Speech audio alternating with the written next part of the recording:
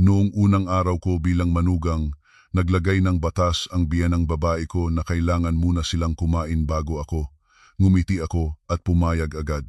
Kinabukasan, hindi na ako nagluto ng kahit ano at nagsabi ng isang pangungusap na nagpabilib sa kanya. Sa gabi ng aming kasalan, habang hindi pa naiinit ang hangin ng bagong simula, malamig na inihagis ng biyanang babae ko si Nanay Cora ang isang nakakakilig na listahan ng mga patakaran sa aming higaan. Ang manugang sa bahay na ito ay dapat malaman ang pinakamababang katayuan niya. Kapag naihain na ang pagkain, kailangan mong tumayo at panoorin ang mga nasa itaas kumain ng tapos, linisin ang mesa bago kapayagang kumain ng mga natirang pagkain. Yumuko ang asawa ko. Nagtatagumpay na hinihintay ni Nanay Cora ang maingay na pagiyak ng bagong manugang. Ngunit nagkamali sila. Ngumiti ako at pumayag agad para kinabukasan. Ang buong pamilyang Bautista ay magulat nang makita na kung paano ginagamit ng isang manugang na accountant ang ganap na pagsunod bilang sandata. Ang halagang babayarin ay hindi lamang mga tiyan na nagugutom kundi ang pagguho ng isang buong imperyo ng walang kwentang autoridad. Katatapos pa lamang ng mga paputok at ang amoy ng insenso ay nakakalat pa sa lumang bahay sa may Marikina Heights. Ako si Ligaya, isang babae na sanay sa matuyo, ngunit tumpak na mga numero bilang isang punong accountant ay opisyal na humakbang sa bahay ng mga Bautista bilang asawa ni Raul. Maringal ang kasalan. Bawat panauhin ay nagpuri kay Raul sa pagpili ng magandang at talented na asawa. Ngunit sa aking puso, alam ko na ang buhay bilang manugang sa isang pamilyang may malalim na tradisyon at maraming antas ng protokol ay hindi kailanman magiging isang daanan na puno ng mga bulaklak. Ang silid ng bagong kasal ay maingat na inayos, pulang kumot at unan na may bordadong leon at simbolo ng pag-iibigan. Hinawakan ni Raul ang aking kamay. Kitang-kita sa kanyang mga mata ang pagod matapos ang mahabang araw ng pagtanggap ng mga panauhin, ngunit punong-puno pa rin ng pagmamahal. Sinabi niya na mula ngayon ito na ang aming tahanan at lagi siyang magpoprotekta at magmamahal sa akin. Ngunit bago pa man maikalat ang init ng kanyang kamay, isang matunog na katok ang tumunog. Bumukas ang pinto at pumasok si Nanay Cora, ang aking biyenang babae. Nakasuot pa rin siya ng maringal na itim na terno mula sa simbahan, may maingat na pag-aayos ng mukha, ngunit ang matalim na mga mata ay hindi makapagtatago ng seryosong hitsura kung hindi man ay may kasamang bahagi ng pagpipigil. Hindi isang regalo o pulang sob, malalim ngunit matatag ang kanyang tinig, ang bawat salita ay para bang tinutusok sa haligi. Opisyal na kayong mag-asawa. Ang pamilyang Bautista ay palaging nagbibigay halaga sa tamang asal at malinaw na ayos ng katayuan. Ligaya, ikaw ay naparito bilang manugang. Kahit miyembro ka na ng pamilya, kailangan mong maunawaan ang mga kaugalian. Ang kuwadrernong ito ay naglalaman ng mga bagay na dapat alam ng lahat ng manugang ng pamilyang ito. Sulyap ako kay Raul. Nakita ko siyang bahagyang yumuyuko, may hitsura ng pagtitiis. Ngumiti ako ng magiliw, pinananatili ang pinakamagalang na saloobin habang sumasagot sa kanya. Opo nanay, bago pa lang ako dito at marami pa akong hindi alam. Sabihin ninyo sa akin ang lahat ng kailangan para matupad ko ng tama ang tungkulin ko bilang inyong manugang. Binasa ni Nanay Cora ang bawat dilaw na pahina, nagsimulang magbasa sa isang pare-pareho ngunit makapangyarihang tono. Mga patakaran tungkol sa paglalakad ng maingat, paglilinis ng altar, pagsasabi ng wastong pagbati sa bawat pagpasok at paglabas ng bahay. Nakinig ako. Sa loob-loob ay nag-iisip na karaniwan lamang ang mga bagay na ito para sa isang pamilya na may mabuting ugali. Ngunit nang maabot niya ang huling kabanata, ang hangin sa silid ay bigla na lamang naging matigas. Tumingala si Nanay Cora at tumingin ng diretso sa aking mga mata, binibigyang diin ang bawat salita. At ang pinakaimportanting bagay, ang pinakamatinding patakaran ng angkan sa lahat ng pagkain sa bahay o sa anumang handaan. Ikaw ay manugang, ang pinakamababang katayuan sa bahay na ito. Sa makatuwid, Huwag kang maupo sa iisang mesa habang kumakain ang mga nasa itaas. Dapat kang maghintay hanggang kumain na ako at ang iyong asawa. Linisin mo ang mesa at mga upuan, saka lamang ikaw maaaring kumain ng mga natitira. Ito ay paraan upang mapaunlad ang pasensya at paggalang ng mas mababa sa mas mataas na katayuan. Nagulat si Raul. Nagutalutal siya. Nanay, panahon na ngayon. Bakit may patakaran pa rin na ganyan? Nagtatrabaho ng buong araw si Ligaya, pagbabalik niya ay kailangan pa niyang maghintay, nakakaawa naman siya.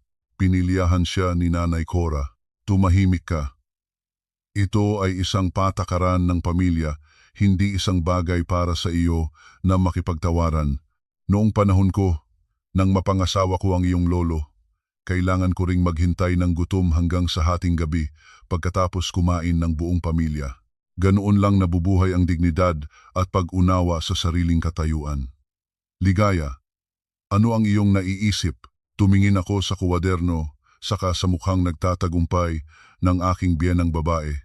Isang punong accountant tulad ko ay sanay na humawak ng pinakakomplikadong mga sitwasyon sa mga libro ng pera at agad kong nakilala ito bilang isang pagsubok ng kapangyarihan. Kung iiyak ako o lalabanan ito ngayon, magiging manugang akong bastos na magbibigay sa kanya ng dahilan upang patuloy na apihin ako. Ngunit kung sumasangayon ako, magkakaroon ako ng sarili kong sandata. Huminga ako ng malalim, ang mukha ko ay kakaibang tahimik at bahagya akong yumuko. Opo, nanay, ang sinasabi ninyo ay makatuwiran at maliwanag. Naiintindihan ko na gusto ninyo ang mabuti para sa akin at gusto ninyong mapaunlad ang pasensya at konsiderasyon. Susundin ko ng ganap ang mga patakaran ng pamilya mula ngayon. Bukas, isasagawa ko nang eksakto ang sinabi ninyo. Tila nagulat si Nanay Cora sa mabilis na pagsuko ko. Nagsalita siya ng kaunti, tiniklop ang kuwaderno at tumayo. Mabuti kung naiintindihan mo. Maaga na kayong matulog. 6:00 bukas ang almusal. Huwag mong kalimutan. Nagsara ang pinto. Mabilis na hinawakan ni Raul ang aking balikat, puno ng pagsisisi ang tinig. Ligaya, pasensya na ako. Hindi ko inakala na magiging ganoon katindi si nanay. Pag-usapan ko siya. Hindi pwedeng pahintulutang mapahamak ka ng ganyan. Dahan-dahan kong inilagay ang aking kamay sa kamay ng asawa at ang aking mga mata ay kumislap ng katalinuhan. Huwag kang mag-alala. Mayroon akong sariling paraan. Accountant ako, di ba? Alam ko kung paano balansehin ang mga kita at gastos at pati na ang mga karapatan. Hayaan mo ang nanay na gawin ang gusto niya at makikita mo kung gaano ka-interesting ang patakarang ito. Sa unang gabi ng aming kasalan, nahiga ako sa bisig ni Raul, ngunit ang aking isip ay nagsimula ng gumawa ng plano, isang planong gagamitin ko ang mga tanikala na katatapos lamang ibigin ni Nanay Cora sa aking leeg upang ikulong siya sa isang sitwasyong hindi niya mahuhulaan. Ang kinabukasang umaga ay magiging simula ng isang bagong paglalakbay kung saan ang katalinuhan ng isang modernong babae ay haharapin ang lipas na mga paniniwala sa pamamagitan ng pinakamagandang saloobin. Tumunog ang alarm ng eksakto 5:30 ng umaga. Tumayo ako, naramdaman ang lamig ng Marikina morning na dumadaan sa mga puwang ng bintana. Sa ugali ko, inayos ko ang aking damit sa opisina ng maayos, bihis ng malinaw ngunit maingat. Sa halip na bumaba sa kusina para magluto tulad ng isang bagong manugang, dahan-dahan akong umupo sa harap ng dresser upang gumuhit ng kilay at mag-spray ng kaunting pabango. 6:00 na. Bumaba ako sa sala. Nakaupo po na si Nanay Cora sa hapagkainan, hayag ang kawalan ng pasensya sa kanyang mukha. Gising na rin si Raul, nagtatangkang magluto ng kape. Nang makita niya ako, mabilis siyang nagsalita. Ligaya, pumasok ka sa kusina at ihanda ang almusal, hinihintay na ni nanay. Nagsalita si Nanay Cora, nagkumpas ng relo at tumingin sa akin ng may pagsubok. Late ka bang bumaba ngayon?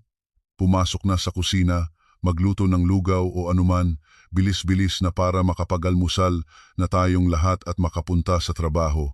Tumayo ako sa pinakamababang baitang ng hagdanan, ngumiti ng buong giting, ngunit ang aking mga paa ay hindi humakbang kahit isang hakbang patungo sa kusina. Nagtiklop ako ng bisig at nagsalita ng malambot, ngunit maliwanag. Opo, nanay, naaalala ko ng mabuti ang sinabi ninyo kagabi. Sinabi ninyo na ang mga may mababang katayuan tulad ko ay hindi maaaring hawakan ang mesa o pagkain habang kumakain pa ang mga nasa itaas. Naisip ko ng mabuti kung pumasok ako sa kusina at magluto, mag-aayos ng pinggan at kutsara at maling hawakan ang mga gamit ninyo at ni Kuya Raul habang hindi pa kayo kumakain, malaki ang aking kasalanan sa kakulangan ng paggalang. Hindi ko nais lumabag sa inyong utos, nanay. Natulala si Nanay Cora at ang mga kutsara sa kanyang kamay ay bahagyang nanginig. Pikit mata niyang tinanong, "So gusto mo bang magutom ang asawa mo at biyenang babae mo?" Agad akong sumagot. Matamis pa rin ang tinig. Hindi naman po, nanay. Tinutupad ko lamang ang aking tungkulin dahil hindi ko maaaring hawakan ang pagkain ng mga nasa itaas, hindi ko maaaring magluto para sa inyo at sa kuya. Hihintayin ko lang kayong lumabas o magluto kayo mismo ng anumang nais ninyo. Pagkatapos, maging malinis ang mesa at walang tao sa kusina, saka pa lamang ako papasok upang ihanda ang aking pagkain. Tumayo si Raul ng walang imik, ang tasang hawak niya ay malapit ng mahulog. Tumingin siya sa akin, saka sa nanay, hindi marunong sabihin ang kahit ano. Si Nanay Cora naman, namumula ang mukha sa galit. Pinalo niya ang mesa. Ginagamit mo ang dahilang iyan upang maiwasan ang mga gawaing bahay? Sinabi ko sa iyo na kumain ka pagkatapos, hindi ko sinabi na hindi ka maaaring magluto. Nanatili akong kalmado habang nagpapaliwanag. Nanay, sa mga patakarang binasa ninyo, sinabi ninyo na hindi ako maaaring maupo sa iisang mesa habang kumakain pa ang mga nasa itaas. Ang pagluluto naman ay nangangailangan ng tikman, kaya natatakot akong magkasala. Para makapagluto ng masustansyang pagkain, kailangan ko munang tikman ito at ihanda ang mga pinggan. Kaya naman, nanluluto na ako ng sabay o maaga sa inyo at isa akong bagong manugang na dapat magpanatili ng tamang asal para sa pamilya. Pagkasabi nito, tumingin ako sa aking relo at walang pagmamadaling kinuha ang aking bag. Malapit na rin akong pumasok sa trabaho. Hayaan ninyo ang inyong sarili, nanay at kuya. Pagkatapos ninyong kumain, iwan na lang ninyo ang mga pinggan. Babalik ako mamaya at lilinisin ko at kakain ng aking bahagi. Aalis na po ako, nanay. Lumakad ako sa gitna ng pagkamangha ni Nanay Cora. Narinig ko ang mabilis niyang paghinga sa aking likod at si Raul na sumisigaw, ngunit hindi na ako lumingon. Paglabas ko sa pintuan, naramdaman ko ang isang kakaibang kalayaan. Hindi ko nais na maging bastos, ngunit naiintindihan ko na kung hindi ko itatatag ang hangganan mula sa simula, mababalot ako sa walang katwirang pagsunod. Sa opisina, nag-order ako ng marangyang almusal, isang ensaymada at mainit na kape.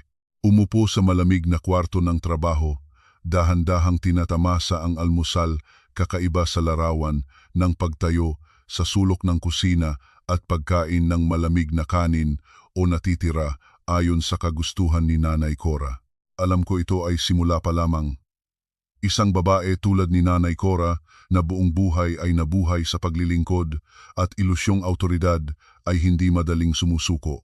Ngunit nakalimutan niya ang isang bagay, ang mga patakaran ay ginawa niya at ang ginagawa ko ay isinasagawa ko ito ng pinakamakinang posible.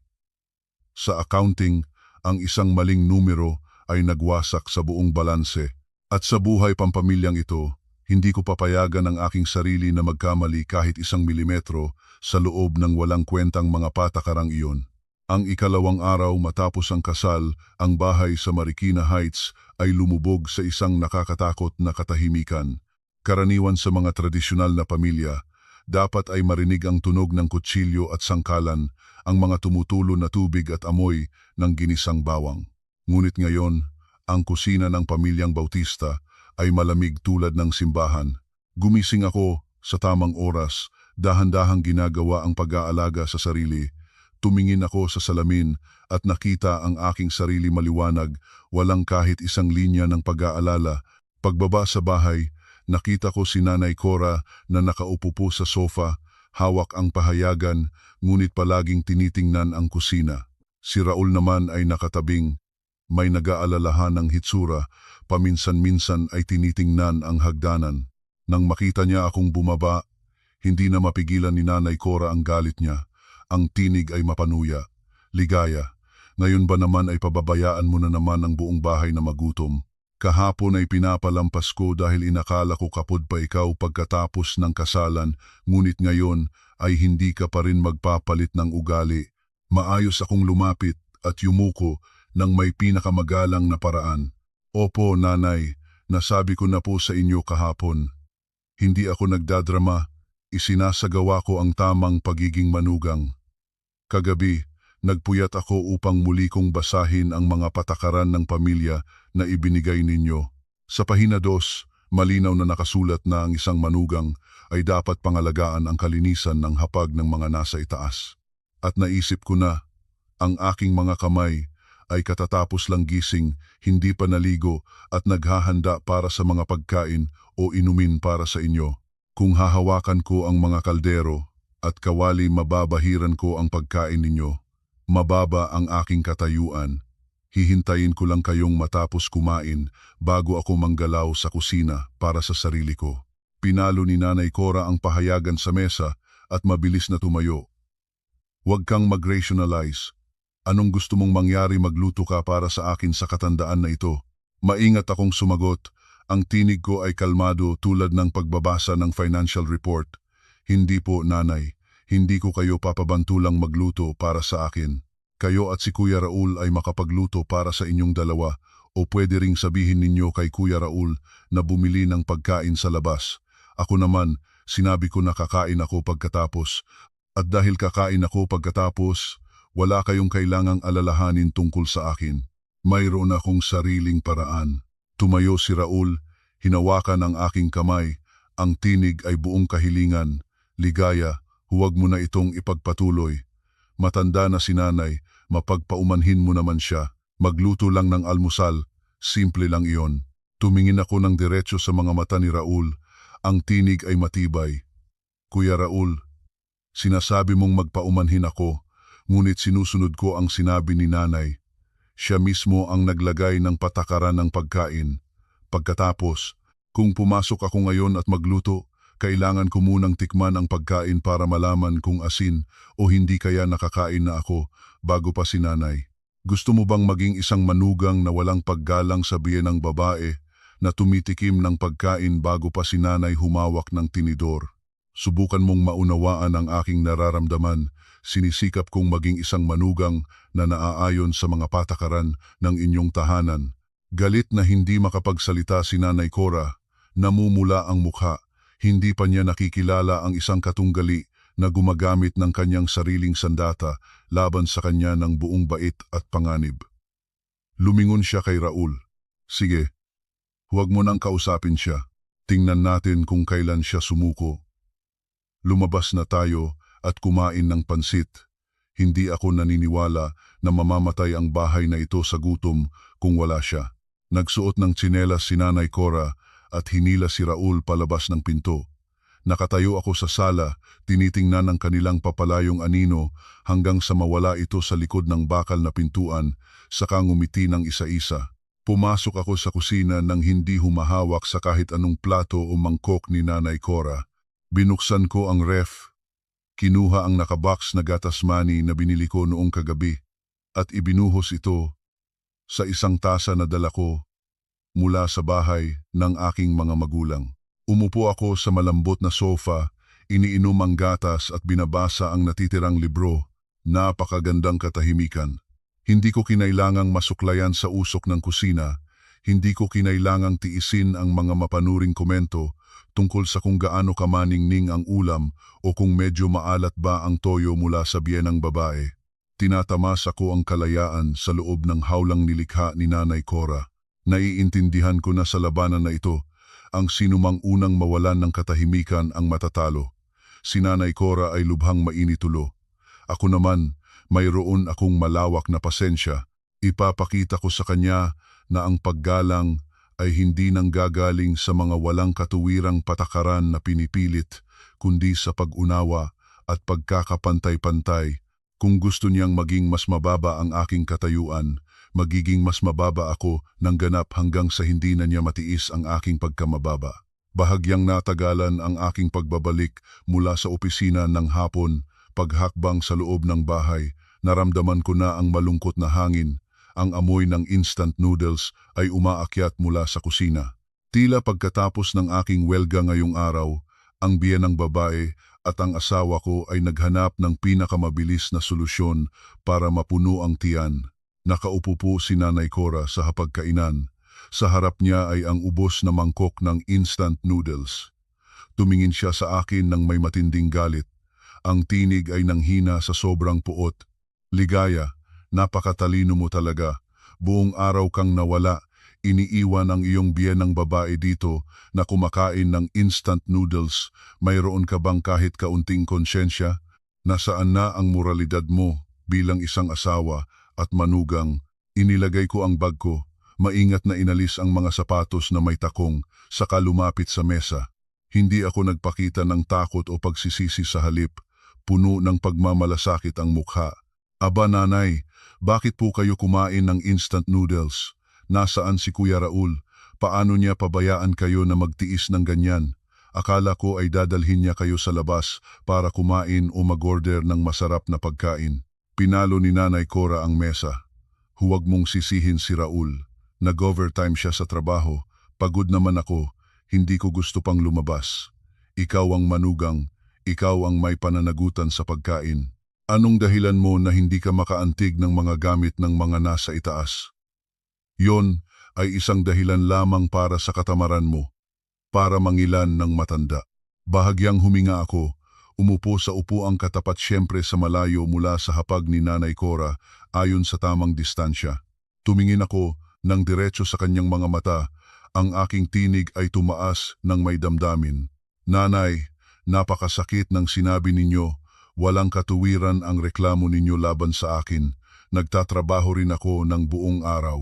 Ngunit lagi akong nagtatandaan ng mga salita ninyo, ang mas mababa ay hindi dapat humawak ng hapag habang kumakain pa ang mga nasa itaas. Kung pumasok ako sa kusina at magluto, mag-aayos ng pagkain at maling mahawakan ang mga pinggan bago kayo kumain, kasalanan ko iyon sa pagrespeto sa inyo.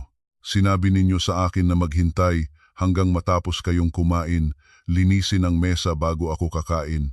Tapos na ba kayong kumain, nanay? Kung tapos na at nalinis na ang mesa, saka ako papasok sa kusina para sa aking pagkain." Tinahimikan si Nanay Cora. Gusto pa niyang magalit, ngunit naramdaman niya na nahuhulog siya sa bitag ng sarili niyang lohika. Nagutalutal siya. Magluto ka na. Hindi ko sinasabing hindi ka makapagluto para sa akin." Umiling ako. Puno ng determinasyon ang mukha. "Hindi pwede, nanay. May tamang ayos ang lahat ng aking ginagawa. Kung magluluto ako para sa inyo, kailangan kong hawakan ang mga sangkap, tikman, maghanda. Ibig sabihin nakiisa na ako sa pagkain ng mga nasa itaas habang wala pa akong karapatang gawin iyon ayon sa inyong mga patakaran. Baka bukas ay sabihin pa ninyo na hindi ako marunong gumalang, na akala ko ay katumbas ako ng mga nasa itaas sa kusina at saan na ako magtatago ng mukha. Mas gusto ko pang magtiis ng gutom. Mas gusto pang murahin ninyo ako sa katamaran kaysa tawagin akong isang manunggaling manugang na walang paggalang sa mga batas ng Angkang Bautista. Ang aking salita ay parang isang timba ng malamig na tubig na ibinuhos sa mukha ni Nanay Cora. Tumayo siya nang hindi makapagsalita. Ang bibig ay bukas ngunit walang lumalabas na tinig. Ang mga lohika niya tungkol sa tungkulin ng manugang ay ibinalik ko ngayon bilang isang hadlang na pumipigil sa kanya na matanggap ang aking serbisyo. Sa tamang oras na iyon, pumasok si Raul. Nakita ang tensyon sa hangin, mabilis siyang nagtagumpay. "Nanay, ligaya, huwag na. Lalabas na lang ako at bibilhan ng dekahon na pagkain para sa ating lahat." Ngumiti ako sa asawa. "Bilhin mo para sa iyo at kay nanay." Nag-order na ako ng sarili kong pagkain. Darating ito mamaya. Uupo ako sa sulok ng kusina pagkatapos kumain sina nanay at kuya ayon sa patakarang nakatakda. Hindi ko nais makagambala sa espesyal na hapag ng mga nasa itaas. Pagkasabi nito, tumayo ako at umakyat sa itaas. Iniiwan si Nanay Cora na nakaupo kasama ang malamig na mangkok ng instant noodles at ang mapait na kabiguan na dahan-dahang lumilipat sa kanya. Alam ko na matutulog siya nang mahirap ngayong gabi. Nagsisimula siyang mapagtanto na ang kapangyarihang ipinagmamalaki niya ay nagiging tanikala na nagpupugal sa kanyang sariling komportabling buhay. At ako ang kanyang masunuring manugang ang nagtataglay ng susi, ngunit titigil sa pagbubukas nito dahil abala akong sumusunod sa pamilyang patakaran. Sa umaga ng ikatlong araw, wala pa ring positibong pagbabago ang sitwasyon para kay Nanay Cora. Pagkatapos ng isang gabi ng pag-iisip, tila naniniwala siyang kung magiging mas matigas siya, ako ay susuko. Gumising siya ng napakaaga, sadyang nagpagawa ng malakas na ingay sa kusina upang gisingin ako, umaasang sa pagkabalisa o takot ay bumababa ako at hihiling ng tawad.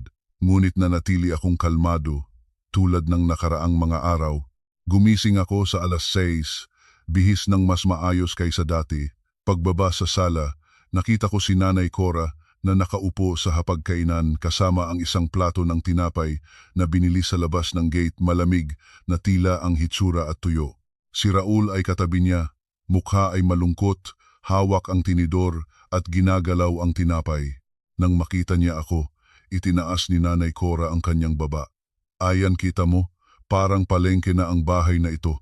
Biyenang babae at manugang magkaibang lapit, walang tamang pagkain. Masaya ka na ba? Mabilis akong lumapit, mukhang nag-aalala. Diyos ko, bakit kayo kumakain ng tinapay na galing sa labas, nanay? Kuya Raul, bakit hindi ka bumangon ng maaga para magluto ng lugaw para kay nanay? Matanda na si nanay, ang pagkain sa labas ay maaaring makasama sa tiyan. Huminga ng malalim si Raul. Hindi ko alam ang magluto, Ligaya. Ikaw ay hindi nagluluto. Si nanay ay ayaw pumunta sa kusina. Pumagit na ako, ang tinig ay puno ng panghihinayang ngunit matalim. Nanay, patawad po, gusto rin po sanang magluto para sa inyo, ngunit natatakot po ako. Natatakot sa mga patakaran ng pamilya.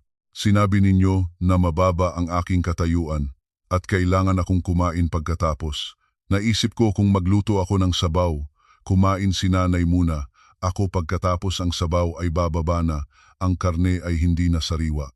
Tulad nito ay nakiisa na rin ako sa pagkain ni nanay o kaya ay kinain na ninyo ang inyong pagkain kasama ako sa iisang kaldero. Hindi ko iyon kayang gawin nang walang pagiging bastos sa inyo. Kaya nagdesisyon na akong para mapanatili ang dignidad ninyo. Nanay, hindi na ako magluluto ng iisang kaldero, hindi gagamit ng iisang pinggan kasama ninyo. Pinalo ni Nanay Cora ang mesa. Tigilan mo na ang ganyang usapan. Gusto mo bang mabasag ng pamilya ang bahay na ito dahil sa lohikang iyan? Tumingin ako sa kanya at ang mga mata ko ay biglang naging totoong tapat. Hindi po ako nanggagaya, nanay. Nagsasalita ako ng totoo. Gusto ninyo na malaman ko ang aking katayuan. Alam ko na, ang aking katayuan ay hindi ako dapat humawak sa hapag ninyo. Kaya sisiguraduhin kong ganap na isagawa iyon. Mula ngayon, mag-aalaga na ako ng aking sariling pagkain. Kayo at si Kuya Raul, gawin ninyo ang gusto ninyo. Sa ganitong paraan, lagi kayong may malinis at dalisay na hapag na hindi nahahaluan ng isang manugang na mababa ang katayuan. Pagkasabi nito, tumunog ang doorbell. Lumabas ako at tinanggap ang isang bag ng pagkain na puno ng masarap na amoy. Dinala ko ito sa loob at inilagay sa counter ng kusina, siyempre sa isa pang counter, malayo sa mesa ni Nanay Cora. Ang amoy ng butter garlic steak at mainit na tinapay ay kumalat sa buong silid. Nalampasan ang malamig na tinapay sa mesa ni Nanay Cora. Tumingin si Nanay Cora sa aking bag ng pagkain, saka sa kanyang sariling plato, namutla ang mukha niya sa galit at marahil din sa pagnanasa. Napagtanto niya na habang sinisikap niyang gamitin ang mga patakaran upang pilitin akong kumain ng mga tira, ginagamit ko ito upang makakain ng mas masarap kaysa sa kanya. Dahan-dahan kong binuksan ang kahon ng pagkain, kinuha ang tinidor at kutsara at nagsimulang kumain ng masarap doon sa kusina counter. Hindi ko inimbitahan si Nanay Cora ni si Raul man sa napakaliwanag na dahilan. Hindi ko maaaring imbitahan si nanay at ang kuya na kumain ng pagkain ng isang taong mababa ang katayuan, baka mapinsala ang kalusugan ni nanay. Tumingin si Raul sa akin, kitang-kita sa kanyang mga mata ang kawalang lakas, ngunit may kaunting bagay na parang paghanga. Si Nanay Cora naman, nakaupo po lamang doon, ang tinapay sa bibig ay biglang naging mapait. Nagsisimula na siyang mapagtanto na ang kapangyarihan niya ay dahan-dahang kinakain ng kanyang sariling masunurin na manugang. Sa labanan na ito, hindi ako gumagamit ng kahit isang mapang-abusong salita, walang kilos na bastos. Ginagamit ko lamang ang mga ibinibigay niya sa akin. At alam ko ito ang unang aral na dapat niyang matuto. Ang paggalang ay kailangang itayo mula sa pagmamahal, hindi mula sa mga lumang doktrina. Kumain kayo ng dahan-dahan, nanay, sabi ko habang nag-e-enjoy sa malambot na steak. Ako ay maghihintay hanggang matapos kayong kumain bago ko linisin ang mga pinggan ninyo. Mabuting manugang naman ako, di ba? Hindi nagsalita si Nanay Cora. Tumayo siya at iniwan ang kanyang tinapay, lumakad papasok sa silid niya at isinara ang pinto ng malakas. Nagpalitingin kami ni Raul, bahagyang umiling siya, at ako naman, alam ko na nanalo ako ng isa pang round sa labanan ng katinuan na ito. Matapos ang 3 araw na matinding pag-aaway, ang hangin sa bahay sa Marikina Heights ay naging mabigat tulad ng isang bato. Si Raul na likas na banayad, ngunit medyo mahina ang loob dahil lumaki sa malaking anino ni Nanay Cora, ay nagipit sa pagitan ng isang ina na sumasampalataya sa mga lumang kaugalian at isang matalinong asawa na hindi papayag sa pang-aabuso.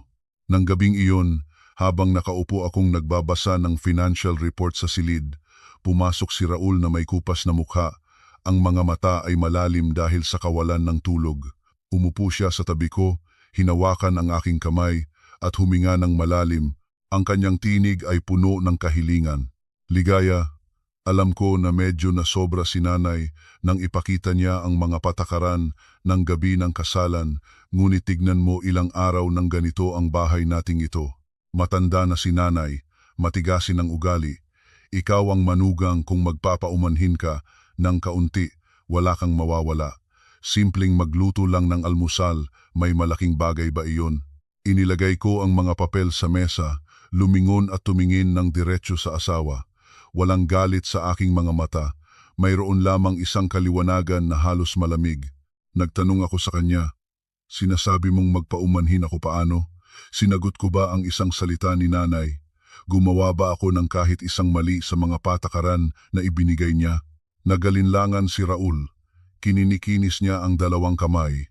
Oo naman, sinusunod mo ang sinabi ni nanay, ngunit ginagawa mo ito ng masyadong extreme. Sinabi ni nanay na kumain pagkatapos, ngunit hindi sinabi ni nanay na hindi ka makapagluto para sa lahat. Magluto ka lang ng normal, saka hintayin mong matapos si nanay kumain, okay lang iyon. Sa ganitong paraan, mapanatili ang kapayapaan at matutupad ang tungkulin ng manugang. Bahagyang ngumiti ng maasim isang ngiti na puno ng kabiguan tungkol sa lalaking pinili kong asawa. Kuya Raul, napakalinaw ng sinasabi mo. Kung pumasok ako sa kusina at magluto, kailangan ko munang tikman ang mga sangkap, kailangan kong ilagay ang pagkain sa mga plato. Sa oras na iyon, nakiisa na ako sa pagkain ng mga nasa itaas habang hindi pa ako karapat-dapat ayon sa batas ni nanay. Hindi mo ba naiintindihan? Ang gusto ni nanay ay hindi ako makapagluto, gusto niyang sumunod ako at tanggapin ang pinakamababang katayuan sa bahay na ito. Ginagawa ko ang tamang bagay para makita ni nanay kung gaano kawalang katuwiran ang kanyang batas. Huwag mo sabihing magpaumanhin ako dahil wala akong ginawang mali para magpatawad. Nagsimulang mawalan ng pasensya si Raul. Tumayo siya at naglibot sa silid. Ngunit tingnan mo si nanay, pinilit siyang kumain ng instant noodles, kumain sa labas, nagkasakit pa ng tiyan. Bakit hindi ka magpakatuso ng kaunti para sa kapayapaan ng tahanan? Nagipit ako sa inyong dalawa, pagod na ako. Tumayo ako, lumapit, at inaayos ang kwelyo ng damit niya. Malambot, ngunit matibay ang tinig. Pagod ka dahil ayaw mong harapin ang katotohanan. Ang katotohanan ay ginagamit ng iyong ina, ang mga lumang kaugalian, para pahirapan ang manugang, at gusto mo na ang asawa mo ay tanggapin ang pagpapahirap na iyon para ikaw ay maging komportable. Kuya Raul, mahal kita kaya pumunta ako dito.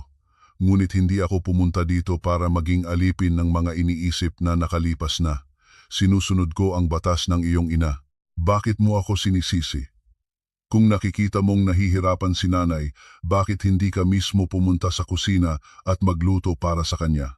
O, iniisip mo rin ba na ang pagluluto ay para lamang sa mga babae at ang mga babaeng mababa ang katayuan ay dapat magtiis ng kahihiyan? Natulala si Raul. Tumingin siya sa akin tulad ng tumingin sa isang estranghero. Marahil hindi pa niya naisip kailanman na ang isang babaeng tila manipis at maamo tulad ko ay magkakaroon ng ganoon katibay na lohika. Hindi niya ako masisingitan dahil ang bawat salita ko ay batay sa mga patakarang isinulat mismo ni Nanay Cora. Bitaw niya ang mga kamay, tahimik na lumabas ng silid. Habang tinitingnan ko ang kanyang likod na lumalayo, may kaunting lungkot ang nararamdaman ko, ngunit alam ko na hindi ako maaaring lumambot ngayon. Kung magkompromiso ako ngayon, habang buhay na kailangang yumuko sa sarili kong tahanan, ang labanan na ito ay hindi lamang para sa aking tiyan, kundi para sa dignidad at pagkakapantay-pantay ng isang babae sa loob ng pamilya. Nang sumunod na gabi, matapos ang isang maigting na araw sa opisina ng isang import-export na kumpanya, nagdesisyon akong gantimpalaan ang aking sarili ng isang masaganang hapunan. Pumunta ako sa palengke at pinili ang 2 sariwang alimango, kaunting mantikilya, bawang at puting alak para sa pagluluto. Pagbabalik sa bahay, nakita ko si Nanay Cora at si Raul na nakaupo sa harap ng isang hapag na may iisang ulam lang, isang pinaksiw na isda na masyadong maalat at isang mangkok ng nilutong gulay na nagsimula ng lumabo ang kulay. Magalang akong bumati sa maingat na pumasok sa kusina. Ayon sa tamang patakaran, naghintay ako. Nakatayo ako habang nakasandal sa ref, tahimik na tinitingnan ang 2 nilang kumakain. Si Nanay Cora ay kumakain habang tinatanaw ako ng lihim. Paminsan-minsan ay kinukuha ang isda ng malakas, saka nagsasabi, ang isda ring maalat ay nagpapasarap sa kanin. Hindi tulad ng mga pagkaing kanluran na puro taba lang at walang silbi. Ngumiti lamang ako at hindi sumagot. Hinintay ko hanggang iwan ni Raul at ni Nanay Cora ang mesa, lumakad patungo sa sala at binuksan ang TV para manood ng teleserye. Saka lamang ako kumilos. Hindi ko ginamit ang mga gamit ng bahay, ginamit ko ang aking sariling set ng mga kagamitang pinaghandaan ko. Ang amoy ng butter garlic alimango ay mabilis na kumalat sa buong bahay, tumagos sa pinto ng sala, umakyat hanggang sa pangalawang palapag. Narinig ko ang TV sa sala na bumagal ng kaunti, pinalitan ng sunod-sunod na pag-uubo ni Nanay Cora. Dahan-dahan kong inihain ang pulang mainit na alimango sa mantikilya sa kusina counter. Hindi ako umupo sa pangunahing hapagkainan, nakatayo ako mismo sa counter ng kusina para kumain. Bawat subo ng karne ng alimango ay masikip, matamis, at may pahiwatig ng mantikilya at bawang na nagpapasaya sa puso. Talagang nasiyahan ako. Hindi na makayanan ni Nanay Cora. Pumasok siya sa kusina at tumayo ng akbay. Tinitingnan ako. Ligaya, anong estilo ng pagkain ito? Bumili ka ng mamahaling pagkain saka kumain ng mag-isa. Wala ka bang kahihiyan? May ina kang matanda, may asawa, hindi ka maaaring mag-imbitasyon kahit isang beses? Ibinaba ko ang tinidor, kinuha ang tissue, at tumingin sa kanya ng pinaka-inosenteng hitsura na kaya ko. Opo nanay, sinabi ninyo na mababa ang aking katayuan at hindi ako maaaring humawak sa pagkain ng mga nasa itaas at hindi rin maaaring maupo sa iisang mesa. Kaya naman, ang aking pagkain na ipinagawa ko sa labas ay napakamababang antas din, hindi ba?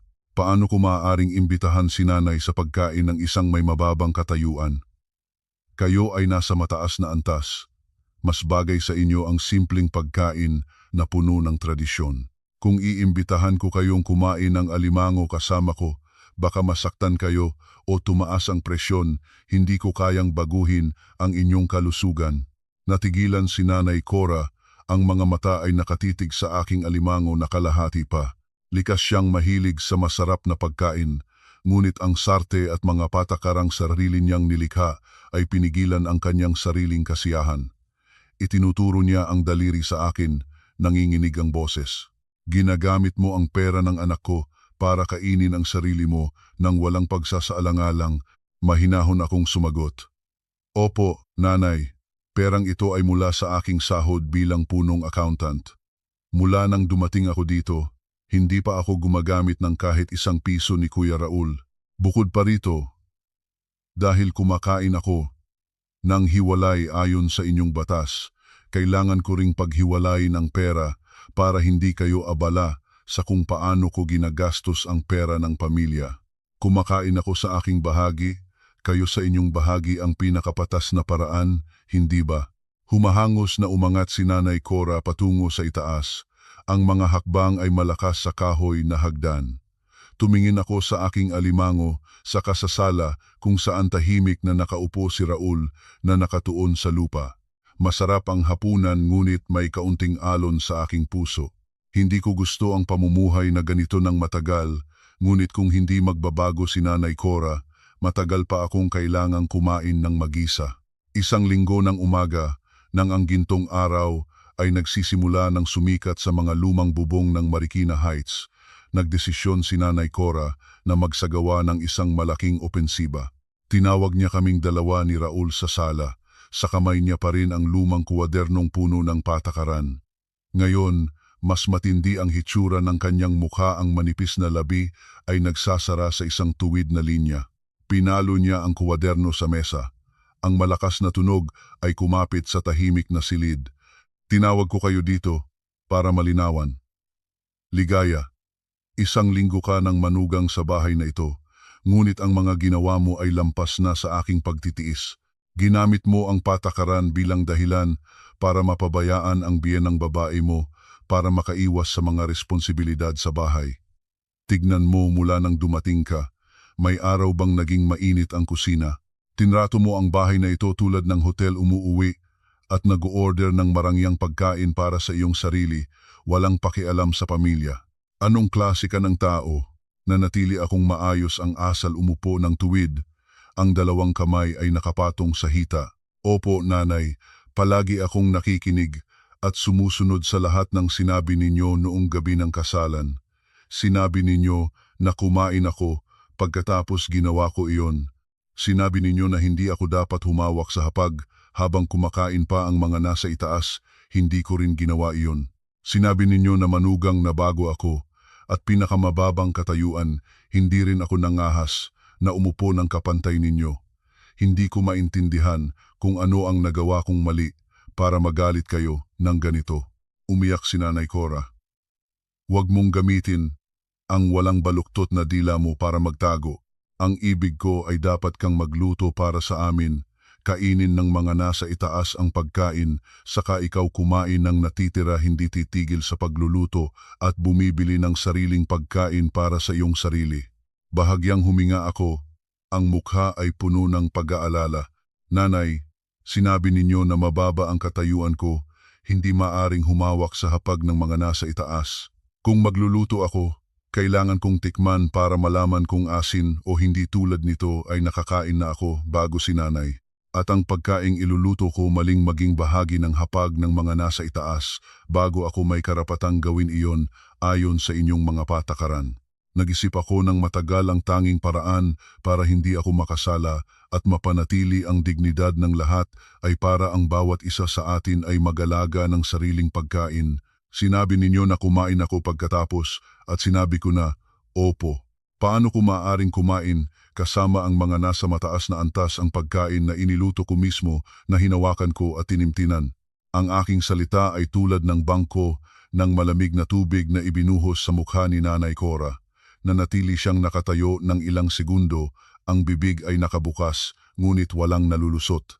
Sinigurado ng aking mga salita na ang mga lohika niya tungkol sa tungkulin ng manugang ay nagbabalik bilang pader na humahadlang sa kanya na matanggap ang aking tulong. Sa tamang sandaling iyon, pumasok si Raul. Nakita ang tensyon, mabilis siyang nagalok. Nanay, ligaya, huwag na kayong magaway, lalabas na lang ako at bibilhan ng dekahon na pagkain para sa ating lahat. Ngumiti ako sa asawa. Bilhan mo lang kayo ni nanay. Nag-order na ako ng sarili kong pagkain mamaya. Uupo ako sa sulok ng kusina pagkatapos ninyong kumain ni nanay. Ayon sa patakaran, hindi ko nais makagambala sa espesyal na hapag ng mga nasa itaas. Pagkasabi nito, tumayo ako at umakyat sa silid. Iniiwan si Nanay Cora na nakaupo kasama ang isang nabigong malakas na talumpati at isang mapait na kabiguan na dahan-dahang lumalagay sa kanya. Alam ko na matutulog siyang mahirap. Ang kapangyarihang ipinagmamalaki ni Nanay Cora ay nagiging tanikala na nagpupugal sa kanyang sariling komportableng buhay. At ako ang masunuring manugang niya ay nagtataglay ng susi, ngunit titigil sa pagbubukas nito dahil abala akong sumusunod sa mga patakaran ng pamilya. Nang sumunod na umaga ng Sabado, habang nagiinom ng tsaa sa tabi ng bintana, lumabas si Nanay Cora sa sala na may kakaibang komportableng paraan. Nakasuot siya ng marangyang seda na damit na may kulay na pula at sa kanyang labi ay isang ngiti na alam kong puno ng balak. Umupo siya sa upuang puno ng ukit, kumakatok sa kahoy, saka nagpahayag, "Ligaya, ilang oras ka na sa aming bahay?" Sa ika-15 ng buwang ito, ang katapusan ng panahon ng mga ninuno, ang pinakaimportanteng pagdiriwang ng buong pamilyang Bautista sa lugar na ito. Bawat taon, siya mismo ang gumagawa ng lahat. Ngunit ngayong taon may bagong manugang na, gusto ko kang manguna sa kusina para makita ng mga kamag-anak kung gaano ka kasipag. Inilagay ko ang tasa ng tsaa. Dahan-dahang tinasa ang sitwasyon sa loob ng aking ulo. Ngayon ay ikawalo na. Ibig sabihin 1 linggo na lang. Ngumiti ako ng magalang. Opo, nanay. Ang pagdiriwang para sa mga ninuno ay isang importanteng okasyon bilang manugang may responsibilidad ako. Ngunit nanay, nakalimutan ba ninyo na isinasagawa ko ang mga patakaran, mababa ang aking katayuan? Kung ako ang manguna sa paghahanda ng mga pagkain at hahawakan ang mga alok para sa mga ninuno at sa mga handa para sa mga may mataas na katayuan, natatakot akong magsalita ang mga tito at tita na hindi ako marunong gumalang sa tamang ayos ng pamilya. Si nanay, ang manugang na pinakamatagal, malaki ang inyong reputasyon sa angkatan. Paano ko maaaring lampasan kayo? Kumaway si Nanay Cora, ang mga mata ay kumikislap ng pagkalkula. Huwag kang mag-alala doon. Ang okasyong ito ay espesyal. Pinahihintulutan kita na pangasiwaan ang kusina ng buo. Ipakita ang iyong kasanayan sa pagluluto para maging maganda para sa asawa mo at para sa akin. Ikaw ay punong accountant, magaling sa pag-iisip, sigurado hindi magpapahirap ang ilang hapag ng pagkain para sa iyo. Ito rin ay pagkakataon para mabawasan ang mga hindi pagkakaunawaan na nakaraan. Naiintindihan mo ba ang gusto ko? Naiintindihan ko nang higit pa sa kanyang inaakala. Gusto ni Nanay Cora na gamitin ang mga kamag-anak para ilagay ako sa posisyon na kailangan kong maglingkod. Kung maganda ang aking gawin, siya ang magiging marangal dahil siya ang nagturo sa manugang. Kung hindi ko ito magawa o ayaw ko, bibigyan niya ako ng dahilan para mapahiya ako sa harap ng buong pamilya bilang tamad at walang galang na manugang. Bahagyang yumuko ako. Opo, kung pinagkakatiwalaan ninyo ako, tanggap ko. Maghahanda ako ng isang hindi malilimutang araw ng pagdiriwang para sa mga pamilya. Hayaan ninyo ang inyong sarili na maghanda para sa pagtanggap ng mga bisita, iyan ang inyong bahagi. Si Raul na nakatayo sa tabi ay sumaya nang makitang sumasangayon ako. Inakalang ito ay tanda ng pagkakasundo, katapusan ng mga pagkain na nagpapaghiwalay sa kanila. Mabilis siyang nagdagdag. Maayos na. Natuwa ako. na sumasang-ayon ka. Ano ang kailangan sabihin mo? Tutulungan kita. Tumingin ako sa asawa, ang ngiti sa labi ko ay lalong naging mapanghiwatigan. Hindi mo na kailangang alalahanin ka. Alam ko kung ano ang kailangan ko gawin para maging karapat-dapat ang isang manugang na may tamang kaugalian ayon sa gusto ni nanay. Sa loob ng 1 linggong iyon, nagpatuloy akong pumunta sa trabaho ng normal. Maagang lumalabas, lalabing na bumabalik si Nanay Cora, ay nakita na ako ay walang anumang galaw, walang pamimili, walang pag-aayos ng mga tuyong sangkap, walang iniisang manok o lumpiang Shanghai. Nagsimula siyang maging balisa. Tuwing gabi na bumabalik ako, tumayo si Nanay Cora sa hagdan at nagtatanong, "Ligaya, hanggang saan na ang paghahanda mo para sa pagdiriwang? Kailangan mo ba ng aking listahan ng mga merchant na pinapuntahan?" Lagi akong sumasagot ng mahinahon, "Opo, nanay, huwag kayong mag-alala. Mayroon na akong plano. Accountant ako, lahat ng bagay ay may proseso at tiyak na schedule. Sa araw na iyon, wala kayong makikitang kulang." Sa katunayan, wala akong in-order na anumang handa. Hindi rin ako bumili ng kahit 1 kilo ng karne, ni isang mahal na sangkap. Ang tanging dinala ko sa bahay sa hapon ng ika-14 ay isang malaking bouquet ng mga gintong chrysanthemum at isang pares ng malalaking kandila. Inilagay ko ang mga ito sa altar ng may paggalang. Pumasok si Nanay Cora sa kusina at nakita ang walang laman na ref, malinis na kusina, walang amoy ng mga sangkap o kahit anong tanda ng paghahanda. Nagsimula siyang mabahala. Tumakbo siya sa aking silid. Mabilis ang boses. "Ligaya, bukas na ang pagdiriwang, bakit walang kahit 1 butil ng bigas o karne dito? Gusto mo bang bukas ng umaga saka ka pumunta sa palengke? At paano mo mahahaanda ang 4 o 5 hapag ng pagkain para sa mga bisita?" Mahinahon akong nakaupo at naghihilis ng kuko. Sumagot ng may tamis, "Nanay, sinabi ko na maghahanda ako ng espesyal na araw ng pagdiriwang. Nakalimutan ba ninyo na itinuro ninyo sa akin na mababa ang aking katayuan at hindi maaaring humawak sa hapag ng mga nasa itaas? Kung magluluto ako simula ngayong gabi, ang amoy ng pagkain ay kumakalat sa buong bahay at kailangan ko pang tikman dito at doon. Sa ganitong paraan ay nagkakasala na ako bago pa magsimula ang pagdiriwang. Inihanda ko ang isang sorpresang espesyal para sa inyo bukas ng umaga. Matulog na kayo ng maaga para maganda ang inyong hitsura para sa mga kamag-anak sa panig ng ama ni Kuya at sa mga kamag-anak sa panig ng ina ninyo." Hindi lubos na nagtiwali si Nanay Cora, ngunit nakita ang kumpiyansa ko. Nagsimula siyang kumbinsihin na baka nag-order na ako sa isang restaurant at ipapahanga bukas.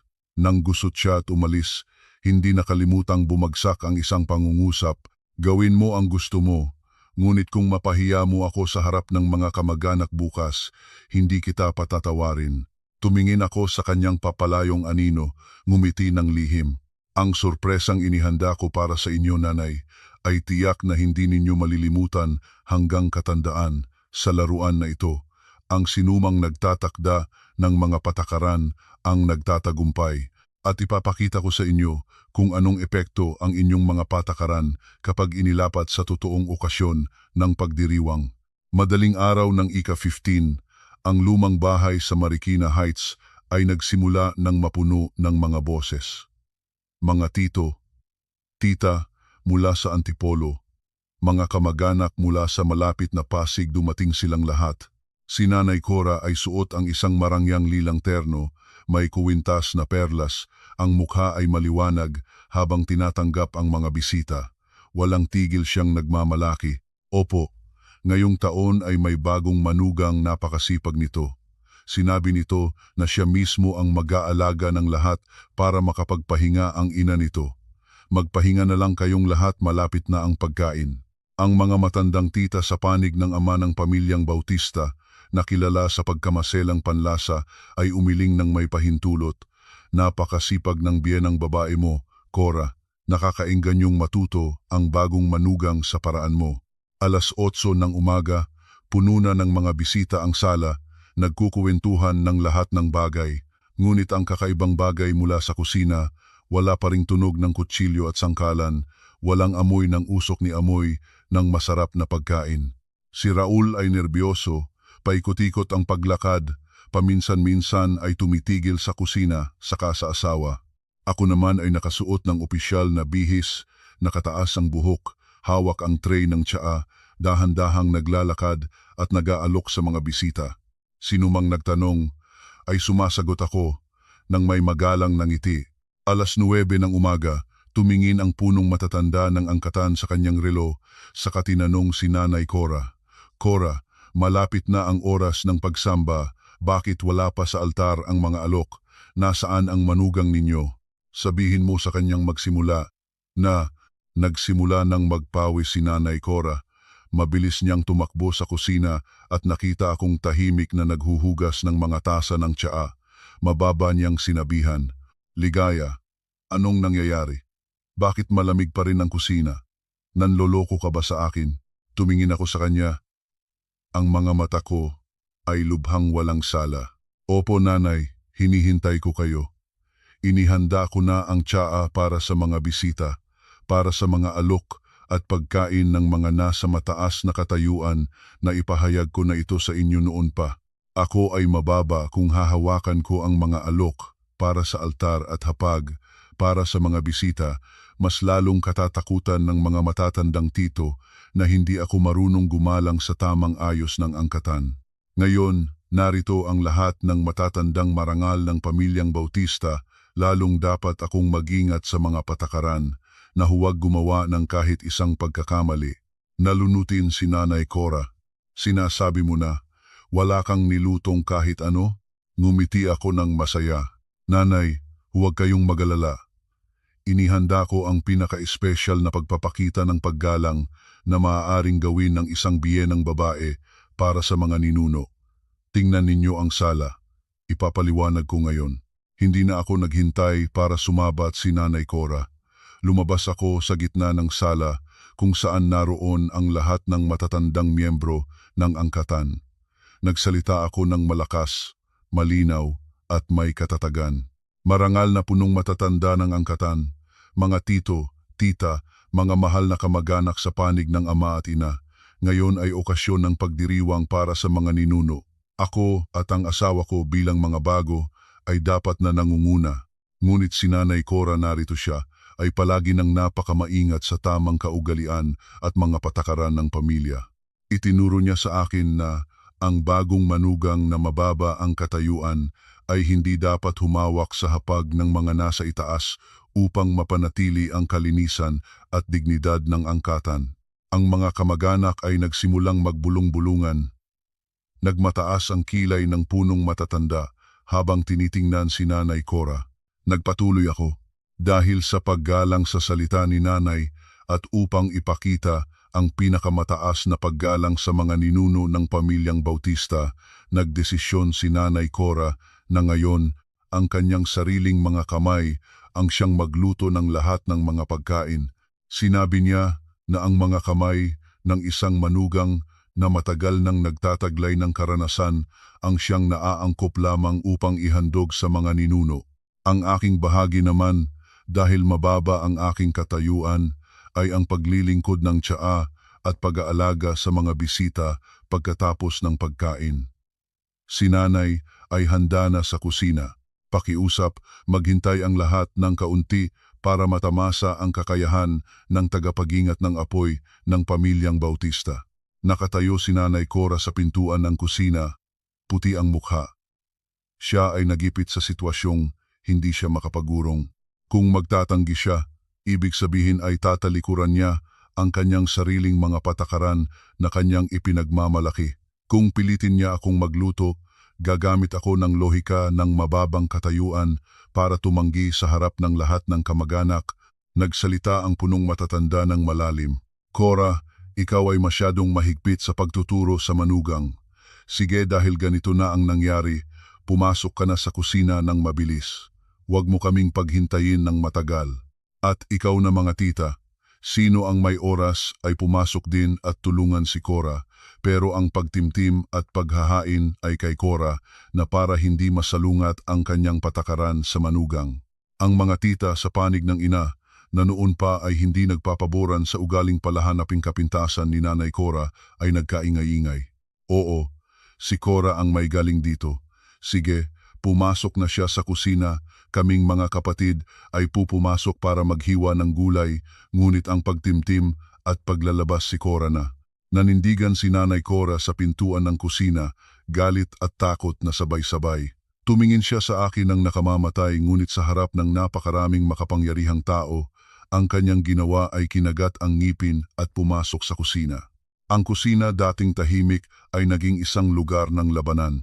Si Nanay Cora, na halos 70 taong gulang na mula nang dumating ako ay hindi na humawak sa mabibigat na trabaho, ay nag-iisa na ngayong nagtatangkang maghanda ng 4 na hapag ng pagkain.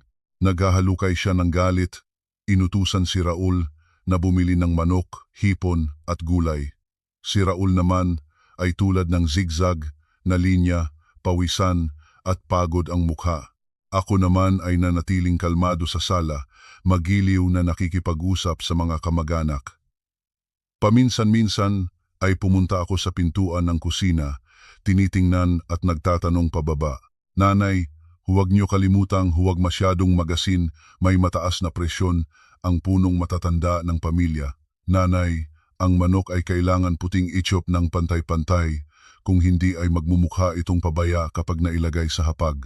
Masisisi pa ang manugang ng bahay na ito, nakakaawa naman. Habang nagluluto si Nanay Cora at umiiyak ng walang tunog sa loob ng kanyang puso. Ang matandang mga kamay na may kulubot ay nanginginig habang hawak ang kutsilyo sa pagtatadtad ng manok. Ang mga piraso ay hindi pantay-pantay. Ang amoy ng usok at mantika ay lumasa sa kanyang marangyang terno. Gusto na niyang tawagin ako, ngunit tuwing magbubukas ang kanyang bibig, makikita niya ang mga tita sa labas na tinitingnan siya ng may pagtataka, handang alalahanin ang kwento tungkol sa patakaran ng pagkain pagkatapos. Natapos din ang hapag ng pagkain, ngunit 2 oras na huli kaysa sa itinakdang oras. Nang mailagay na ang mga pagkain sa mesa, ang isda ay nabasag-basag, ang manok ay hindi pantay ang putol, at ang sabaw ay lumamig na. Ang mga kamag-anak ay nagtugma ng pagiling. Mababa ngunit sapat para marinig ni Nanay Cora, nagsalita ang punong matatanda. Si Cora ay matanda na, hindi na kasing lakas ng dati. Bakit niya iniingatan ang ganitong kakaibang patakaran at nag-aayos pa ng komplikadong batas sa halip na hayaan ang manugang? Kung si Ligaya ang nagluto, mas mabilis at mas maganda sana, pinahirapan lang niya ang sarili. At ang lahat ng tao, yumukong malalim si Nanay Cora, hindi na nakaaangat ng mukha sa kahit kanino. Matapos ang pagsamba, umupo ang mga kamag-anak sa mesa. Ayon sa tamang patakaran, nakatayo ako sa sulok ng bahay, hindi nakaupo sa hapag.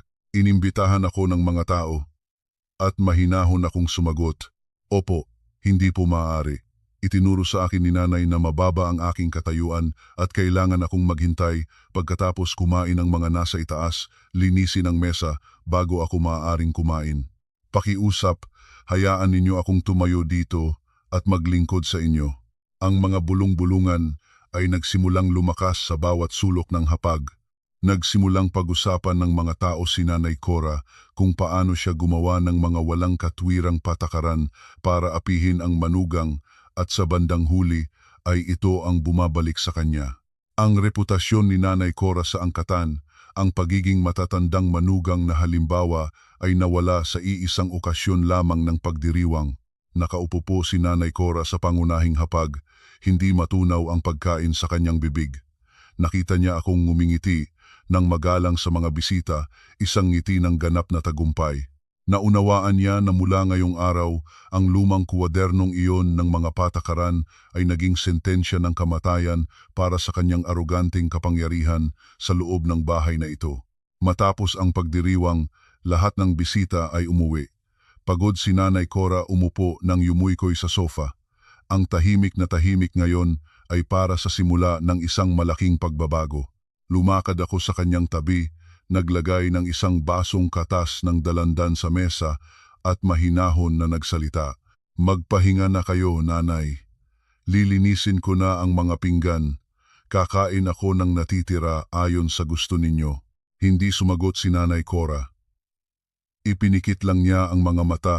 Ang mapait na luha ay dumadaloy sa mga kulubot ng kanyang pisngi. Ang pinakamalaking labanan ay tapos na at ngayon ay panahon na para magtatag ng bagong kaayusan. Matapos ang nakakatakot na okasyon ng pagdiriwang, ang pangalan ni Nanay Cora ay naging paksa ng tsismisan sa bawat sulok ng Marikina Heights. Ang mga babaeng noon ay nagbibigay halaga sa tamang kaugalian, ngunit palagi ring interesado sa mga kuwento ng kapitbahay ay mabilis na nagpakalat ng balita tungkol sa patakaran ng pagkain pagkatapos ng pamilyang Bautista. Saan-saan pumunta si Nanay Cora mula sa tindahan ng pansit sa dulo ng kalye hanggang sa tindahan ng mga gamit sa bahay, naramdaman niya ang mga titig na puno ng pagtatawanan. Si Nanay Cora, na buong buhay ay nagbibigay ng malaking halaga sa kanyang dangal, ay gumugol ng buong buhay para itayo ang imahe ng isang Marikina na babaeng may mabuting kaugalian. Ngunit pagkatapos ng isang pagdiriwang, ibagsak na ang larawang iyon. Isang hapon, nagsimula pa lamang na lumabas si Nanay Cora sa gate upang bumili ng gamot para sa masamang tiyan nang makatagpo niya si Aling Belen, ang katabi nilang kapitbahay. Si Aling Belen ay isa na may asawang pinaglilingkuran ng mabuti at kasamang anak na babae, kaya ang dalawang babae ay laging hindi nag-uusap ng maayos. Habang nagwawalis si Aling Belen, nagsalita siya ng pasalita. Ay, si Ate Cora naman, ngayon kayo mismo ang pumunta pabili ng gamot. Nasaan si Ligaya? Nandoon pa ba siya sa loob na naghihintay sa inyo para matapos kayong kumain bago siya lumabas ayon sa patakaran ng bahay ninyo? Namula si Nanay Cora. Sumikip ang hawak sa bag. Nagsisikap siyang maging kalmado ang tinig. Nagtrabaho si Ligaya. Importante ang trabaho niya sa kumpanya. Maliit na bagay lang ito. Kaya rin naman akong mag-isa. Hindi ka namin kailangan pang alalahanin. Nagalit si Aling Belen nang may ngiti at ang walis ay palaging kumukuskus sa sahig. Hindi naman kami nag-aalala. Naaawa lang ako sa inyo, ate. Lahat sa aming kapitbahayan ay nagsasalita napakagaling ni Ate Cora sa pagpili ng manugang, ang punong accountant. Matalino. Sinunod niya ang inyong utos ng buong buo. Sinabi niyong kumain pagkatapos, naghintay siya talaga. Sinabi niyong mababa ang katayuan. Hindi maaaring humawak sa hapag ng mga nasa itaas, siya mismo ang nagiiwan sa inyo nang magisang nagluluto ng 4 na hapag ng pagkain. Napakamaswerte ninyo. Ate Cora, natututo ang manugang ng aral nang lubos na naluluha ang biyenang babae sa kusina. Walang masalita si Nanay Cora. Mabilis na lumakad palayo, parang tumatakas mula sa masakit na mga salitang iyon. Ngunit nang dumating siya sa tindahan ng gamot, marinig pa rin niya ang ilang babaeng nag-uusap. Sabi ninyo sino pa ang may ganoong kaparaan sa panahon ngayon, pilit na pinakakain ang manugang ng tira. Akala nating maayos ang pamilyang Bautista pala, panatang panahon pala ang ugali. Ang manugang nila ay hindi naman pipi, ginagamit niya ang batas ng biyenang babae para pigilan ang biyenang babae. Mahusay na aral. Ang mga salita ay tulad ng mga karayom na tumusok sa pagmamalaki ni Nanay Cora. Naunawaan niya na ang kapangyarihang ipinagmamalaki niya ay naging tawa ng madla ngayon. Pagsapit sa bahay, isinara niya ang pinto ng malakas. Umupo sa gitna ng sala ng walang lakas. Tumingin siya sa litratong nasa altar ng lolo ni Raul at naramdaman ang pait ng pagkabigo. Nagsikap siyang pangalagaan ang mga patakaran, ngunit bakit napakasama ng resulta? Habang iyon ay nangyayari, tahimik akong nagpapatuloy sa trabaho sa opisina. Alam ko na ang mga tao ay nasa panig ko, ngunit hindi ako nagagalak. Ang layunin ko ay hindi ang mapahiya ang biyenang babae, kundi ang sirain ang walang katwirang kadena na dumadamot sa aking buhay at kay Raul. Naiintindihan ko na kapag nabasag ang panlabas na kapangyarihan na ilusyon, ito ang sandali para harapin ni Nanay Cora ang katotohanan at tanggapin ang pagbabago. Nang Miyerkules ng gabi, mas mabigat pa ang hangin sa loob ng bahay kaysa kailanman. Matapos ang tahimik na hapunan kung saan si Nanay Cora ay kailangang magayos ng kanyang simpleng mesa ng mag-isa dahil nakatayo pa rin ako sa labas ayon sa patakaran ng pagkain pagkatapos mahinahon niyang pinalo ang mesa. Raul, Ligaya, pumasok kayong dalawa sa sala. May gustong sabihin si Nanay. Tumingin si Raul sa akin ng may pagod at nag-aalalahan ng tinig. Gumayak siya ng sobra pagkatapos ng isang linggo ng tensyon. Umupo kaming dalawa sa harap ni Nanay Cora sa upuang gawa sa kahoy. Ngayon ay mukhang matanda si Nanay Cora ng ilang taon. Ang mga mata ay wala na ng dating talim. Sa halip, puno ng pagod. Tahimik siya ng ilang sandali. Saka tumingin siya sa akin, ang tinig ay wala na ang kapangyarihan naglalaman ng pait. Ligaya, nanalo ka na. Ginamit mo ang aking sariling mga patakaran para sa akin para magmukhang isang brutal na biyenang babae, para gawing tawa ng buong angkatan at ng buong kapitbahayan. Hindi ko inakala na ang isang bagong manugang na tulad mo ay magtataglay ng ganoon katalinong ulo at lakas ng loob. Pero nanalo ka na ginawa mo akong hiya. Nanatiling kalmado ang aking saloobin. Magalang ang pagkakabuo ng mga kamay. Nanay, hindi ko nais na manalo o matalo sa inyo. Sinabi ko na mula pa sa simula, ginagawa ko lamang ang inyong mga patakaran ng pinakaseryosong paraan. Kung ang resulta ay tawa ng mga tao, hindi iyon kasalanan ko, kundi kasalanan ng mismong patakaran. Hindi na ito angkop sa modernong pamumuhay at hindi rin ito nagtataglay ng pagmamahal ng tao sa tao. Si Raul sa wakas ay nagsalita, ang boses ay puno ng damdamin. Nanay, pakiusap, huwag na nating ipagpatuloy ito. Nagtatrabaho ako ng buong araw at nang bumabalik ay takot na akong pumasok sa sarili naming tahanan. Pinilit ninyo ang asawa ko na magtiis ng kahihiyan, ngunit sa bandang huli, kayo at ako ang nagsasakit. Mahal ko kayo, Nanay, mahal ko rin si Ligaya. Ngunit kung ganito pa rin ang mangyayari, hindi na ako makayanan pa. Huminga ng malalim si Nanay Cora. Tumingin siya sa anak niya at saka sa akin. Ang kalungkutan at pagod pagkatapos ng okasyon ng pagdiriwang ay nagsimula ng matiyak sa kanya.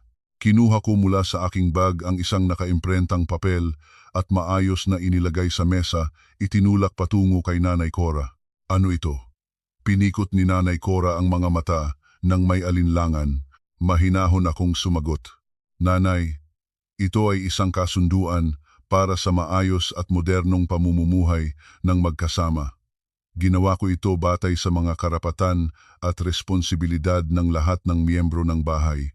Kung gusto nating patuloy na mabuhay sa iisang bubong ng walang puot, kailangan nating magkaroon ng bagong patakaran.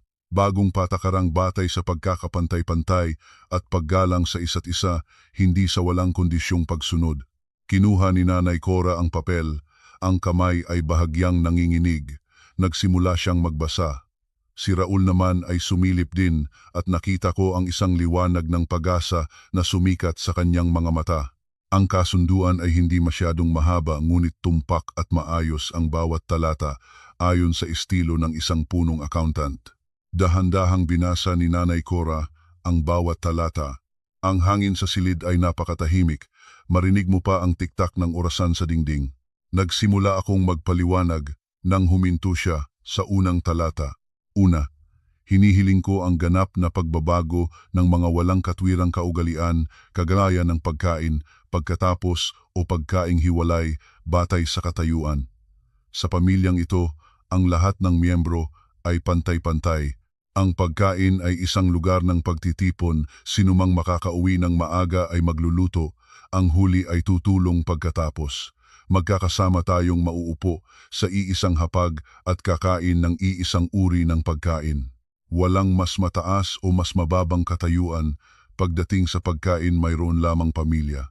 Hindi sumagot si Nanay Cora, ngunit hindi rin siya tumutol. Nagpatuloy ako.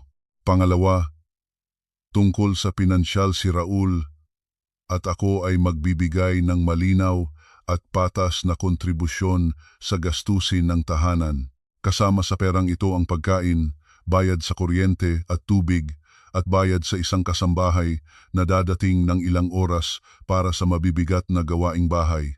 Hindi maaaring gamitin ni nanay ang perang ito para kontrolin ang pamumuhay namin. Patuloy ako sa ikatlong talata. Pangatlo, tungkol sa gawaing bahay, ang pagluluto at paglilinis ay pantay na pamamahagi. Sa mga araw ng trabaho, kapag na-late ako, ako ang mag-aalis ng mga pinggan at maghuhugas pagkatapos ng hapunan. Si Raul ang mangingisda ng pagkain o bibili ng handa sa umaga ayon sa gusto ni nanay. Sa mga katapusan ng linggo, ako ang magluluto ng mga paboritong ulam ni nanay. Si nanay naman ang magiging tagapayo at tagaturong mag-aral, hindi tagapagutos. Ang huling talata ang naging dahilan para matagal na huminto si Nanay Cora paggalang sa sariling espasyo. Hindi maaaring pumasok si nanay sa aming silid nang hindi hinihinga ng pahintulot. Sa kaparehong paraan, igagalang namin ang sariling espasyo ni nanay. Lahat ng puna tungkol sa pamumuhay ay kailangang sabihin ng diretsyo at tapat, hindi gagamit ng mga patakaran ng pamilya para sa pag-aaklas. Tumingin ako ng diretsyo sa mga mata ni Nanay Cora. Ang tinig ay matibay ngunit nagtataglay ng kaawaan. Nanay, kung pipirmahan ninyo ang kasunduang ito, nangangako akong maging pinakamagalang na manugang na posible. Aalagaan ko kayo kapag may sakit. Makikiisa sa inyo para mapaganda ang pangalan ng pamilyang Bautista sa pamamagitan ng tagumpay at kaligayahan ng ating pamilya. Ngunit kung hindi ninyo pipirmahan paumanhin po, pero ililipat ni Raul at ako ang tirahan namin bukas. Nakahanap na ako ng kondo malapit sa opisina. Si Raul ay kailangan pang pumili, mananatili ba siya rito para alagaan kayo o sasama siya sa asawa para magtatag ng sariling buhay. Hawak ni Raul ang aking kamay ng matibay. Tumingin siya sa nanay nang may mapagmakaawang tinig. Nanay, pakiusap. Hayaan ninyo kaming mabuhay bilang normal na inyong mga anak. Huwag ninyo kaming pilitin na pumili. Habang nakikita ang determinasyon sa mga mata ng kanyang manugang at ang pagod at pagkabigo ng kanyang anak na lalaki, ang matibay na dingding sa puso ni Nanay Cora ay biglang bumagsak. Biglang napagtanto niya na kung ipagpapatuloy niya ang pag-ingat sa mga lumang patakaran, ang mawawala sa kanya ay hindi lamang ang reputasyon sa mga kapitbahay at kamag-anak, kundi ang nag-iisang anak na lalaki, ang pride at dahilan ng kanyang pagiral sa buong buhay. Sumandal si Nanay Cora sa upuan, mabigat ang paghinga. Tumingin siya sa lumang bahay na ito, kung saan gumugol siya ng mahigit kalahati ng buhay na nagtataglay ng apoy ayon sa sarili niyang paraan. Ngunit nakalimutan niya na ang apoy na walang hangin para huminga ay lulipol o susunugin ang sariling bahay. Ang katalinuhan ko ay pinilit siyang tumingin ng diretsyo sa mapait na katotohanang iyon. Mahinahon siyang nagsalita, ang boses ay nanginginig. Akala ko palagi itong para sa kapakanan ng angkatan, para malaman mo ang tamang kaugalian. Hindi ko inakala na magpapahirap pala ito sa inyong dalawa ng ganoon. Tinatawanan na ako ng kapitbahayan, kaya iyon. Ngunit kung lisanin ako ng anak ko, walang saysay ang aking pagiral. Kinuha ni Nanay Cora ang ballpen sa mesa. Tumingin siya sa akin ng isang huling beses, parang nagtatanong kung totoo bang maglilingkod sa kanya ng mabuti ang babaeng ito pagkatapos ng lahat ng nangyari. Bahagyang yumuko ako, isang yuko ng totoong pangako. Inilagay ni Nanay Cora ang ballpen sa ibabang sulok ng kasunduan.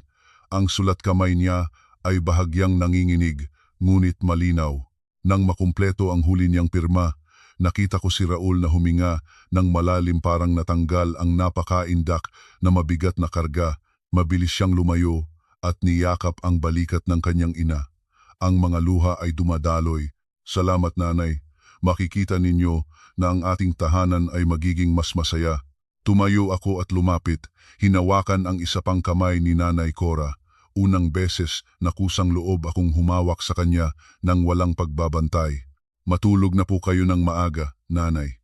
Bukas ay aagang babangon ako at magluluto ng lugaw na gusto ninyo.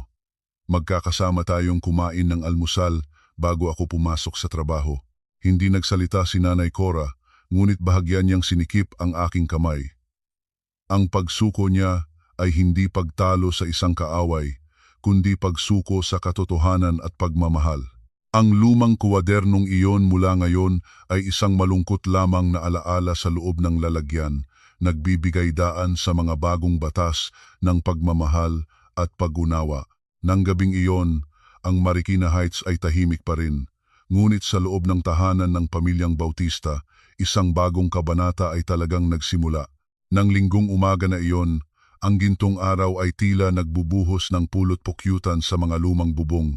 Ang kusina ng pamilyang Bautista sa unang pagkakataon pagkatapos ng maraming taon ay puno ng masasayang tinig at amoy ng sariwang pagkain.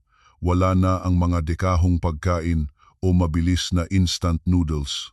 Gumising ako ng maaga at pumunta sa palengke, pinili ang pinakamalambot na mga tadyang at matamis na mais.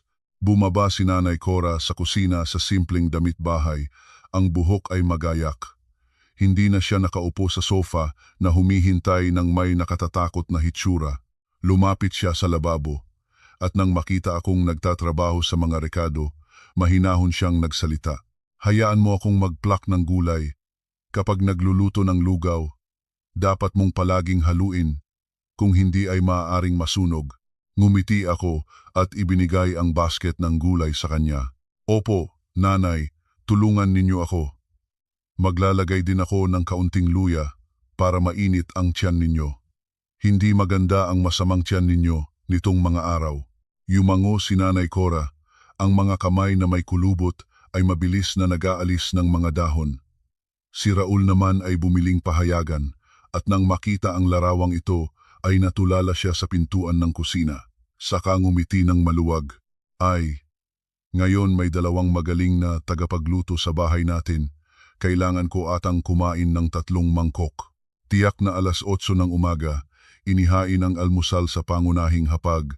Sa unang pagkakataon, 3 upuan ang magkakatabi. Inimbitahan ko si Nanay Cora na maupo sa upuang pananghalian. Saka umupo ako sa tabi ni Raul. Walang nakatayo, walang naghihintay, walang kumakain ng mga tira. Kinuha ni Nanay Cora ang kutsara ng lugaw, bahagyang hiningahan at tinimtiman. Mahinahon siyang yumango.